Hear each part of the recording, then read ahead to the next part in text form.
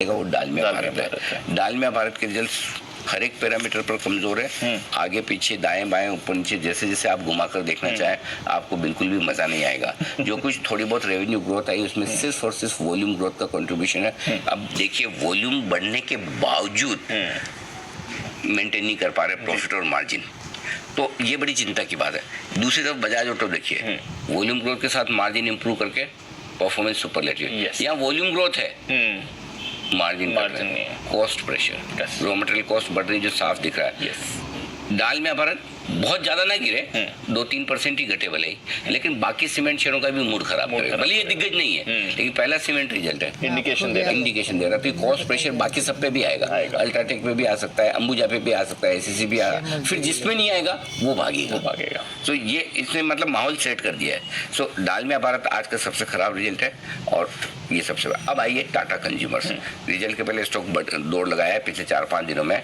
Numbers अगर आप देखेंगे तो नंबर्स अच्छे हैं, किसी हिसाब से खराब नहीं है। लोकल फूड बिजनेस में, इंडिया के फूड बिजनेस में अच्छी ग्रोथ आई है, 25 से 20% की ग्रोथ बढ़िया है, उम्मीद के मुताबिक है। लेकिन जो आउट परफॉर्मेंस थोड़ी आई है वो इंटरनेशनल बिजनेस से आई है, जो उम्मीद से ज़्यादा अच्छा करता हुआ दिखा है। लेकिन प्रॉब्लम ये कि टाटा कंज्यूमर को सारे फंड मैनेजर्स इंडियन बिजनेस पे वैल्यू देना चाहते हैं, क्योंकि इंटरनेशनल बिजनेस का भरोसा स्टेबिलिटी वाला नहीं है। सो उस हिसाब से इनलाइनर स्टॉक भागा हुआ है। सो आई डोंट नो स्टॉक कैसा ट्रेड करेगा और बढ़ेगा क्या, मुझे डाउट है। घटेगा ज़्यादा, इन नंबर्स पे घटना नहीं चाहिए। सो आज जो अब इसकी कौन कॉल होनी बाकी है मैनेजमेंट की, वो सुनकर लोग डिसाइड करेंगे कि आगे क्या करना है। बट नंबर्स आप प्राइस मूवमेंट को हटाकर देखेंगे, नंबर्स अच्छे हैं, इसमें कोई डाउट नहीं। नंबर्स अच्छे, प्राइस मूवमेंट क्या होगा कहना थोड़ा सा मुश्किल है। और सिमिलर सिचुएशन है एयू स्मॉल फाइनेंस बैंक के लिए भी। प्राइस मूवमेंट कहना मुश्किल है क्योंकि जब संजय अग्रवाल साहब का एक्सटेंशन आया तब स्टॉक ऑलरेडी भाग चुका था। रिजल्ट्स हर एक पैरामीटर पर अच्छे हैं, इसमें कोई डाउट नहीं है, बहुत स्ट्रॉन्ग ग्रोथ आई। लेकिन इनके रिजल्ट में एक आध चीज है जो दीप थोड़ी सी चिंता की बात है। ये कहने की जो इनके फंड कॉस्ट है वो अभी भी 12 से 18 महीने तक थोड़ी सी हायर साइड पर रहेगी। तो इसका मतलब ये कि मार्जिन पे थोड़े प्रेशर रह सकते हैं। सो आई डोंट नो स्टॉक बढ़ पाएगा क्या इन नंबर्स पे। नंबर्स खराब तो नहीं है लेकिन आउटलुक मुझे थोड़ा सा कॉशियस लगा है मैनेजमेंट का। तो दो मिक्स से रिजल्ट्स कह सकते हैं प्राइस मूवमेंट के लिहाज से, टाटा कंज्यूमर और एयू स्मॉल फाइनेंस। एक बहुत अच्छा बजाज ऑटो और दूसरा कमजोर डालमिया सीमेंट। Got it. चलिए, तो ये है आपके लिए नतीजों का विश्लेषण। ये 4 स्टॉक्स हैं, बाकी भी स्टॉक्स की बात करेंगे। आईपीओ 9 बजे सर, अब 9 बजे कर लेते हैं। 9 बजे कर लेते हैं, ठीक है। तो आइए फिर तब तक बाकी नंबर्स के बारे में जान लेते हैं। आईपीओ के बारे में आनंद जी आपको 9 बजे अपनी सलाह देंगे। हमारी टीम है तैयार, कुशल, अरमान, नुपुर और साथ ही आशीष। कुशल, आपसे करते हैं शुरुआत। मॉर्निंग बताएं, ट्रिगर्स और खबरें कौन सी लेकर आए? मॉर्निंग दीप, ट्रिगर्स के लिहाज से आज भी अर्निंग्स हेवी डे होने वाला है, जिसमें 4 निफ्टी कंपनियां और 6 एफिडो कंपनियां अपने नंबर्स डिक्लेयर करेंगी। सबसे पहले यहां पर निफ्टी से बजाज फाइनेंस, एचडीएफसी लाइफ समेत मारुति सुजुकी और एसबीआई लाइफ के नंबर्स पर नजर रखिए। साथ ही एफएनओ स्पेस से LTTS, Syngene, Voltas, Canfin homes, OFSS और इंडस टावर भी अपने नंबर्स डिक्लेयर करेंगी। किर्लोस्कर न्यूमैटिक कंपनी अब एनएससी पर आज लिस्ट हो जाएगी, बीएससी पर ऑलरेडी लिस्टेड है। साथ ही यूनियन बैंक पर फोकस रखिए, पब्लिक इशू, राइट्स इशू या फिर बॉन्ड्स के जरिए कंपनी पूंजी जुटाने पर आज बोर्ड बैठक करेगी। सोम डिस्टिलरीज राइट्स इशू इसका खुलता हुआ दिखेगा, 11 मई तक ये खुला रहेगा। साथ ही सुबह 11:30 बजे कैबिनेट सीसीए की बैठक आज होने वाली है। प्राइमरी मार्केट अपडेट्स में मैनकाइंड फार्मा डे 1 अपडेट बता दूं, 15% ये आईपीओ भरता हुआ दिखा है, जिसमें रिटेल निवेशकों का पार्टिसिपेशन 11% है। तो ये आज के लिए सारे अपडेट्स मेरी तरफ से। ओके, तो ये है आपके लिए कुछ इंपॉर्टेंट अपडेट्स। अरमान, मॉर्निंग बताएं, नतीजे कौन से रहने चाहिए आज रेडार पे? जी, कई सारे नतीजे हैं, जिसमें सबसे पहले अनंत राज पर बात करें तो यहाँ पर आपको नतीजे काफी बढ़िया दिख रहे हैं। आय लगभग 30% के आसपास बढ़कर आई है। मार्जिन्स में भी आपको बढ़िया मूवमेंट दिख रहा है, 11.6% से बढ़कर लगभग 26% के आसपास आते हुए दिखे हैं। और मुनाफे में भी लगभग अगर आप देखेंगे 115% की आपको बढ़िया बढ़ोतरी दिख रही है। महिंद्रा सीआई ऑटोमोटिव, यहाँ पर भी अगर आप बात करें, नतीजे काफी बढ़िया दिख रहे हैं। आय लगभग 18.5% के आसपास बढ़कर आई है। मार्जिन्स में भी इंप्रूवमेंट दिखेगा, 13.6% से बढ़कर 15.6% पर आते हुए दिखे हैं। और मुनाफे में भी लगभग 73% का आपको यहाँ पर उछाल आता हुआ दिखेगा। निपॉन लाइफ इंडिया की बात करें तो वहां पर आप ओवरऑल नतीजे मिक्स्ड देख रहे हैं। मार्जिन्स में आपको थोड़ी बहुत कटौती दिखेगी। आय जो है वो लगभग 3% बढ़कर आई है। मार्जिन्स 61.5% से गिरकर 60% पर आते हुए दिखे हैं। और मुनाफा अगर आप देखेंगे ओवरऑल 13% जो है वहां पर भी बढ़ोतरी दिखेगी। महिंद्रा लाइफ स्पेस डेवलपर्स की बात करें तो आय में लगभग आपको 58% का उछाल दिखेगा और कामकाजी जो घाटा है वो जो पहले 35 करोड़ का था वो अगर आप देखेंगे लगभग 27 करोड़ के आसपास आता हुआ दिखा है। और मुनाफे में आपको कटौती दिखेगी क्योंकि जो पिछली बार का अगर आप देखेंगे तो वहां पर एक्सेप्शनल गेन था, उससे भी फायदा होता हुआ दिखा था। रैलीज इंडिया यहाँ पर अगर आप नतीजे देखें तो आय लगभग 3% बढ़कर आई है और कामकाजी घाटा जो है यहाँ पर काफी बढ़कर आया है, जो लगभग 3 करोड़ के आसपास था वो 65 करोड़ के आसपास जो है आपको कामकाजी घाटा आता हुआ दिखा है। और अगर कंपनी ने देखिए 2.5 रुपए प्रति शेयर का डिविडेंड का ऐलान भी किया है। और अंत में हुटामा की इंडिया की बात करें तो यहाँ पर आपको ओवरऑल नतीजे देखें, आय में लगभग 9% की आपको कटौती दिखेगी। हालांकि मार्जिन यहाँ पर इंप्रूव होकर आए 6.9% से बढ़कर 7.7% पर आते हुए दिखे हैं और इसी के चलते आप देख रहे हैं मुनाफे में भी लगभग आपको 44% का उछाल दिखेगा। ओके, तो ये है आपके लिए first set of numbers. Nupur, morning बताएं और कौन से नंबर्स और नतीजे आपके पास? Good morning. सबसे पहले वीएसटी इंडस्ट्रीज यहाँ पे क्वार्टर 4 का परफॉर्मेंस देखेंगे तो काफ़ी कमज़ोर नजर आएगा क्योंकि कंपनी की आय की ग्रोथ काफ़ी फ्लाइट है, 300 करोड़ के आसपास आते दिखे। कामकाजी मुनाफा देखें तो 23% का डाउनफॉल यहाँ पे नजर आ रहा है। मार्जिन्स में काफ़ी शार्प डाउनफॉल दिखेगा, 35% से घट के 27% के आसपास आते दिखे और मुनाफा भी 21% से गिरकर सिर्फ 70 करोड़ के आसपास आते दिखा है। लेकिन कंपनी ने 150 रुपये का डिविडेंड ऐलान किया है। रामपुर बायो ऑर्गेनिक्स यहाँ पे मिले जुले नंबर्स आते दिखे चौथे तिमाही के।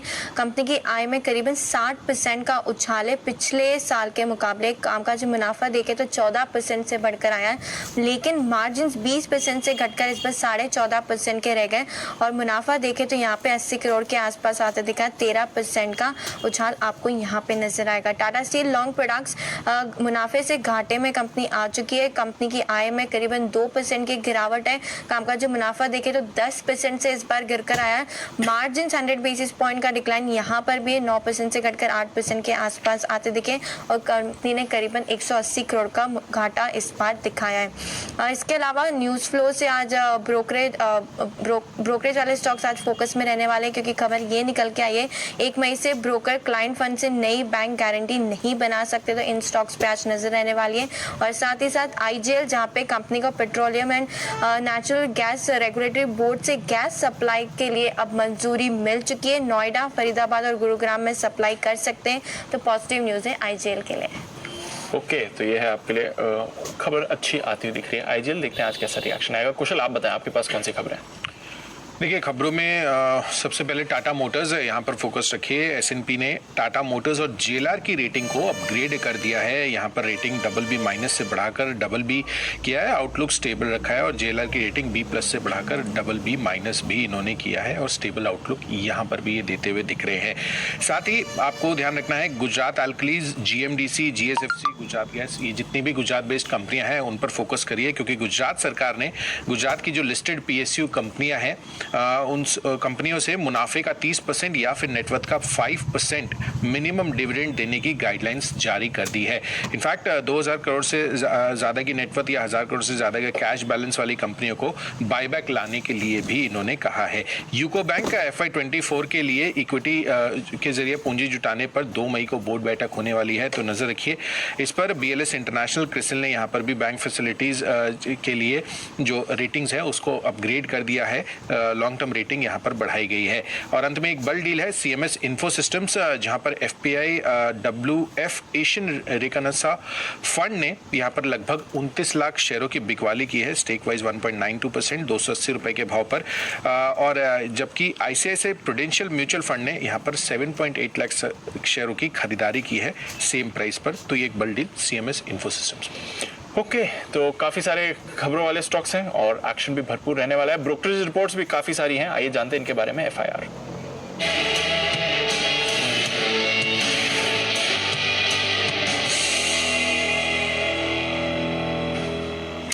मॉर्निंग आशीष, पहले तो टॉप रिपोर्ट्स के बारे में बताइए, नतीजों पर क्या कह रही हैं रिपोर्ट्स? Good morning Dipanshu. सबसे पहले देखिए बजाज ऑटो के साथ शुरुआत करते हैं। सबसे ज़्यादा इंटरेस्टिंग मुझे CLSA की रिपोर्ट लग रही है, जहां पर अगर आप देखिए रेटिंग को कर दिया गया है डाउनग्रेड, यानी पहले खरीदारी की राय दिया करते थे, अभी आउट परफॉर्म की रेटिंग दे रहे हैं। और लक्ष्य अगर आप देखें तो उन्होंने 4474 से बढ़ाकर 4659 रुपये कर दिया है।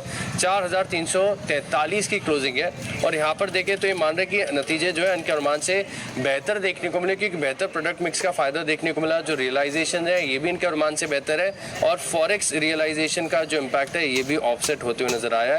इसके चलते यहाँ पर रखेंगे नजर। तो थोड़ा सा कंफ्यूजिंग है कि कमेंट्री बढ़िया टारगेट पड़ा है, लेकिन पता नहीं क्यों यहाँ पर रेटिंग को जो है डाउनग्रेड कर दिया गया है। इसके अलावा अगर आप देखें तो सिटी लंबे समय से स्टॉक के ऊपर बेरिश बने हुए, बिकवाली के राय को बरकरार रखा है। जो लक्ष्य है इन्होंने 3,500 रुपए से अब एडजस्ट कर 4,000 कर दिया है, लेकिन अभी भी 343 रुपए करंट मार्केट प्राइस से नीचे, तो स्टॉक पर फोकस करके चल सकते हैं। इसके अलावा अगर आप देखें तो आज रिपोर्ट्स बहुत ढेर सारी है मेरे पास। नेस्ले पर भी नजर रखिएगा, यहाँ पर भी अर्निंग्स आई थी। इसके बाद मॉर्गन स्टैनली की तरफ से रिपोर्ट आई है जहाँ पर अंडरवेट की रेटिंग को बरकरार रखा है। हालांकि ये कह रहे हैं कि जो टॉप लाइन है यानी आय का आंकड़ा इनके अनुमान से बेहतर देखने को मिला था, लेकिन मार्जिन काफी कम है और आगे ग्रोथ को लेकर भी थोड़ी सी चिंता है। सबसे कम जो लक्ष्य है वो मॉर्गन स्टैनली दे रहे हैं अंडरवेट की रेटिंग के साथ, 15,315 का लक्ष्य दिया है, लेकिन सिटी इस स्टॉक के ऊपर बुलिश नजर आ रहे हैं क्योंकि इन्होंने जो लक्ष्य है वो 22,250 से सीधे बढ़ाकर 24,000 कर दिया है। 20,665 की क्लोजिंग चल रही है।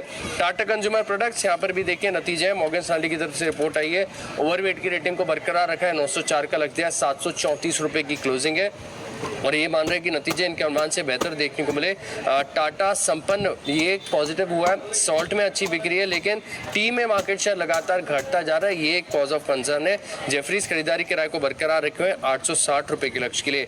EU स्मॉल फाइनेंस बैंक यहाँ पर भी नतीजों का इम्पैक्ट है। मॉर्गन स्टैनली की तरफ से रिपोर्ट है, ओवरवेट की रेटिंग को बरकरार रखा है, 660 की क्लोजिंग है, 835 का टारगेट दे रहे हैं और मान रहे कि लोन ग्रोथ के हिसाब से देखें, मार्जिन के हिसाब से देखें और असेट्स क्वालिटी भी काफी स्ट्रॉन्ग देखने को मिली, तो अच्छे नतीजे हैं। सिटी खरीदारी के राय को बरकरार रखे हुए और जो लक्ष्य इन्होंने 740 से बढ़ाकर 765 कर दिया है। ओके, तो ये है आपके लिए कुछ बड़ी रिपोर्ट्स। और कौन सी रिपोर्ट्स हैं आशीष? दीपांशु, HDFC AMC यहाँ पर भी खास फोकस रखेगा। CLSA की तरफ से रिपोर्ट है, खरीदारी की राय को बरकरार रखा है, 2090 पहले का लक्ष्य था, अब मामूली सा एडजस्टमेंट किया, 2080 कर दिया, हाईएस्ट लक्ष्य यही दे रहे हैं। सबसे कम दे रहे हैं सिटी बिकवाली के राय के साथ और जो लक्ष्य इन्होंने घटाया भी है, 1880 से घटाकर 1706 कर दिया, तो यहाँ पर फोकस रख के चल सकते हैं। डालमिया भारत यहाँ पर भी देखिए मॉर्गन स्टैनली की तरफ से रिपोर्ट आई है, ओवरवेट की रेटिंग को बरकरार रखा है, 1921 की क्लोजिंग है, 2260 का टारगेट दे रहे हैं और मान रहे कि रियलाइजेशंस अगर आप देखें तो इनके अनुमान के मुताबिक देखने को मिले, लेकिन जो ऑपरेशनल खर्च बढ़ा है ये एक थोड़ा सा नेगेटिव सरप्राइज के तौर पर देखने को मिला। जेफरीज ने खरीदारी की राय दी है 2,310 रुपए के लक्ष्य के लिए। CG कंज्यूमर में कल काफी बड़ा एक्शन आपको देखने को मिला था। आज JP मॉर्गन की तरफ से रिपोर्ट आई है जहां पर रेटिंग को डाउनग्रेड कर दिया गया, यानी पहले ओवरवेट की राय थी, अब न्यूट्रल की रेटिंग दे रहे हैं और लक्ष्य में भी काफी अच्छी खासी कटौती की है, 350 से घटाकर 265 कर दिया, करीब 260 के आसपास की कल की क्लोजिंग है। निप्पॉन लाइफ एसेट मैनेजमेंट यहाँ पर भी नतीजा है, नतीजे ठीक ठाक है। जेफरीज की तरफ से रिपोर्ट है, टारगेट दिया 310 का, 235 पे स्टॉक चल रहा है। HSBC भी खरीदारी की राय दे रहे हैं करीब 260 के टारगेट के लिए।